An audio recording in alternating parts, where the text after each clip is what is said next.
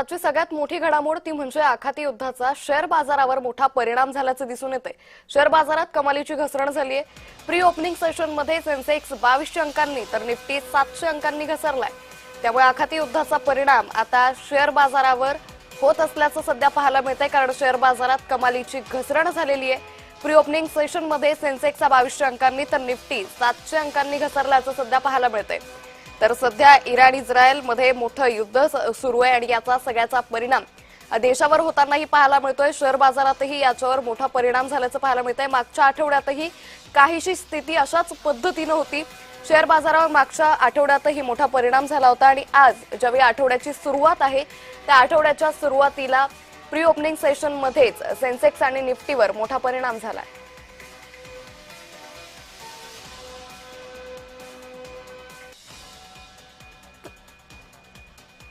तर याच संदर्भात अगदी काही वेळापूर्वी जय महाराष्ट्रनं शेअर मार्केट तज्ञ अजय वाळिंबे यांच्याशी संवाद साधला होता। त्यांनी या सगळ्यावरती काय प्रतिक्रिया दिली आहे ऐकूयात। याचे दूरगामी परिणाम पण बघायला लागतील।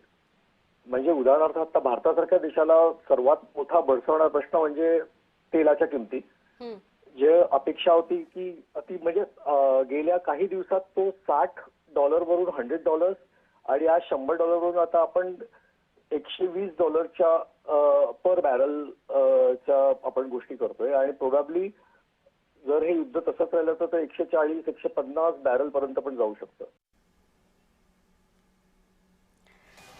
तर आखाती युद्धाचा शेअर बाजारावर मोठा परिणाम झाल्याचं दिसून येतंय। त्यामुळे आता गुंतवणूकदारांसमोरही मोठं चिंतेचं वातावरण पाहायला मिळतंय, कारण प्री ओपनिंग सेशनमध्ये जर सेन्सेक्स आणि निफ्टी घसरलाय तर यापुढे मात्र या अंकांबाबत नेमकं काय होतं हे पाहणं अतिशय महत्त्वाचं ठरणार आहे।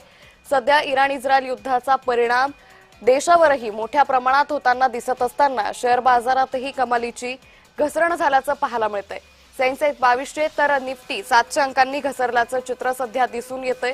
शेअर बाजार गुंतवणूकदारांवर मात्र याचा मोठा परिणाम होण्याची शक्यता सध्या वर्तवली जाते। तर याच संदर्भात आपल्यासोबत बोलण्यासाठी शेअर मार्केट तज्ञ विश्वास उदगे सर जोडले गेलेत। विश्वास सर, आपण पाहतोय की आखाती देशामध्ये सध्या जे युद्ध सुरू आहे त्याचा मोठा परिणाम आज आठवड्याच्या सुरुवातीलाच शेअर मार्केटवर झालाय, काय प्रतिक्रिया द्याल?